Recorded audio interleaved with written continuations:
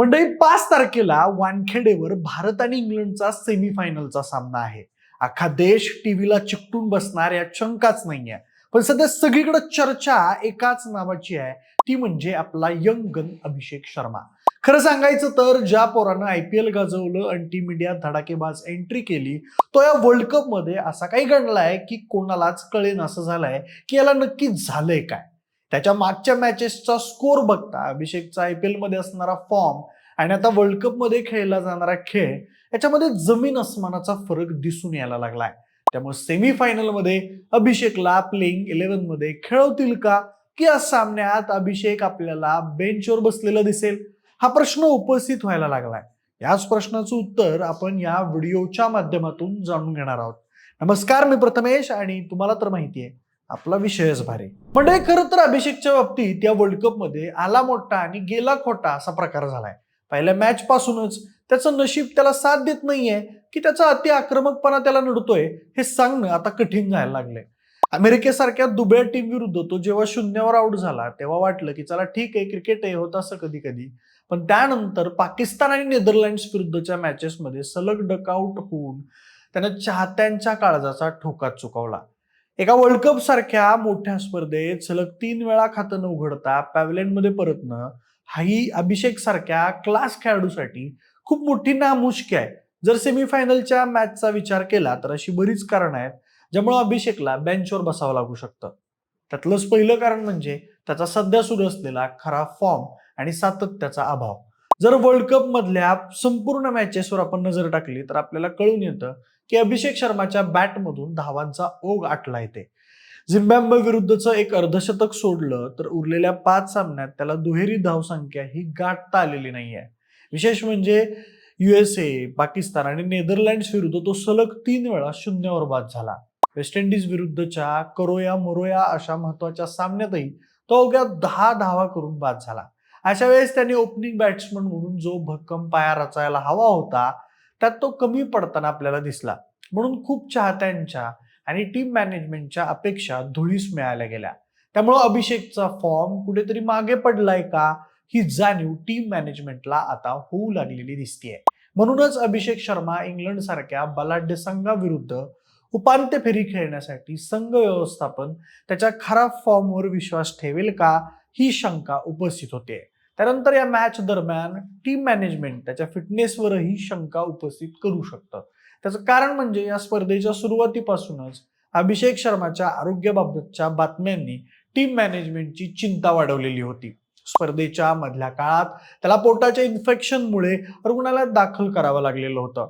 जरी तो तंदुरुस्त होऊन परतला असला तरी अशा मोठ्या आजारपणानंतर खेळाडूच्या शरीरातली एनर्जी आणि कॉन्सन्ट्रेशन कमी होतं.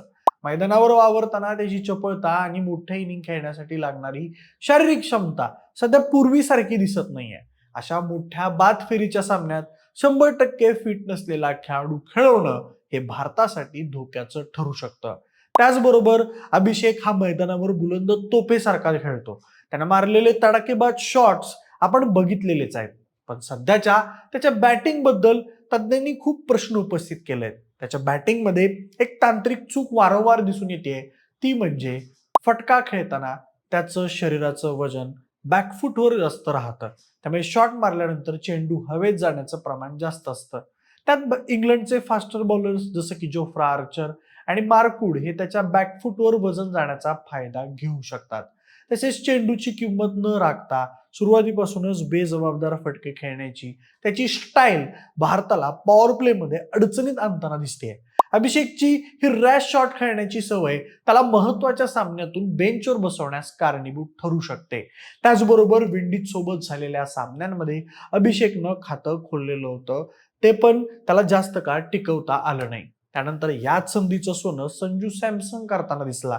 आणि या सामन्यात 97 धावांची खेळी करून सगळ्यांना दाखवून दिलं की संघात माझं स्थान देखील अभिषेक इतकंच महत्वाचं आहे. त्यामुळे संघ व्यवस्थापन फॉर्म मध्ये असलेल्या पर्यायी खेळाडूंचा वापर करू शकतं. अभिषेक शर्माच्या जागी ओपनिंगला खेळण्यासाठी भारताकडे संजू सॅमसन सारखा अनुभवी आणि सध्या फॉर्म असलेला पर्याय उपलब्ध आहे. जेव्हा अभिषेक आजारी होता तेव्हा संजूने सलामीला येत आपला प्रभाव पाडलेला होता. तसेच मधल्या फळीत तिलक वर्मा आणि शिवम दुबे देखील चांगली कामगिरी करताना दिसत आहेत. जर भारताला डावाची सुरुवात अधिक पेशन्सने आणि आक्रमक करायची असेल तर ओपनिंगला संजू सॅमसन किंवा ईशान किशन यांसारख्या खेळाडूंना संधी दिली जाऊ शकते. इंग्लंडच्या संघाचा विचार करता भारताला सध्या प्रयोगांपेक्षा अनुभवाचीच जास्त गरज आहे, ज्यामुळे टीम मधून अभिषेकचा पत्ता कट होऊ शकतो. त्यासोबतच मंडळी, हा सेमीफायनलचा सामना वानखेडे स्टेडियमवर होणार आहे. तिथलं पिच काहीसं स्लो राहण्याची शक्यता आहे. अभिषेक शर्मा हा फास्ट येणाऱ्या बॉलवर खेळणारा फलंदाज आहे, मात्र चेंडू स्लो स्पीडने येत असेल तर त्याचं टायमिंग हुकताना दिसतं. तसेच त्याला स्पिनर समोर खेळणं हे सुद्धा मुश्किल जाऊ लागतं. ही गोष्ट बऱ्याच वेळा घडताना आपण बघितली आहे. त्याचबरोबर वर्ल्ड कपच्या उपांत्य फेरीचा दबाव हा वेगळा असतो. अशा दबावाच्या परिस्थितीत ज्याची मानसिक स्थिती मजबूत आहे अशाच खेळाडूला प्राधान्य दिलं जातं. दुर्दैवानं अभिषेकची फिल्डिंग देखील सध्या कमी पडताना आपण बघितले. त्यानं मागच्या सामन्यात 2 सोपे कॅचेस सोडले, ज्यामुळे त्याच्यावर अनेकदा शंका देखील उपस्थित होऊ लागल्या. त्यामुळे फलंदाजी, फिटनेस आणि फिल्डिंग या तिन्ही मुद्द्यांवर सध्या तो संघर्ष करत असल्यानं इंग्लंड विरुद्धच्या सामन्यात त्याला बेंचवर बसवतील असे दाट संकेत मिळताना दिसत आहेत.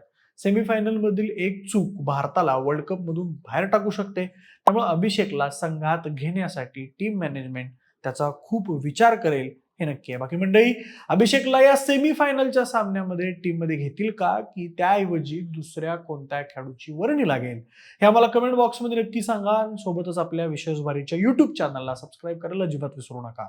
धन्यवाद.